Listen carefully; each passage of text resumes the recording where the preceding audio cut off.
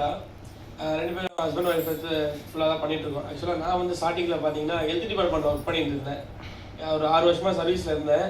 But எனக்கு அந்த job பிடிக்கல. ஆனால் வீட்டுக்காக தான் கடமைக்குன்னு நான் பண்ணிகிட்டு இருந்தேன். ஒரு கட்டத்தில் பார்த்தீங்கன்னா சேலரி பிரச்சனை வந்துச்சு. மேரேஜ் பண்ணால் ஒரு பாப்பா பிறக்கும், எல்லாம் இன்கம்லாம் வேணுமே சொல்லிட்டு நான் என்ன பண்ண போய் நின்னேன் ஒரு இடத்துல. ஆனால் அந்த இடத்துல பார்த்தீங்கன்னா எதுலாம் சேலரியில் ஏற்ற முடியாது, கொஞ்சம் லேட் ஆகும் அப்படின்னு சொல்லிட்டாங்க.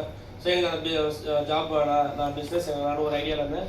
அப்போ தான் சார் மூலிமா எங்களுக்கு இந்த பிஸ்னஸ் கிடச்சி, எங்களுக்கு 3 வருஷம் ஆயிடுச்சு பிஸ்னஸ் கிடச்சி. ஒரு தப்பான நபர் கூட இருந்தோம். அப்புறம் சார்கிட்ட போனோடனே இன்னைக்கு எங்களுக்கு இந்த வருமானன்றது நினச்சி பார்க்காத வருமானம். எனக்கு சேலரி கூட எனக்கு வந்து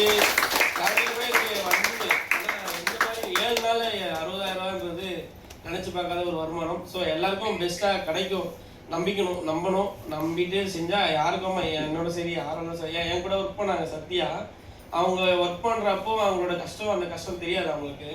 ஆனால் இப்போ கூப்பிட்றாங்க, நீ வரியா அப்படின்னு கூப்பிட்றாங்க. வேலை செய்ய சொல்ல எங்களை உதாசீனம் படுத்தினாங்க.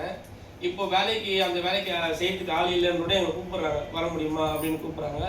ஸோ பிஸ்னஸ் இருக்குது, நல்லா பண்ணலாம். Thank you sir. நம்ம வெற்றி டீம் எல்லாரையும் கண்டிப்பாக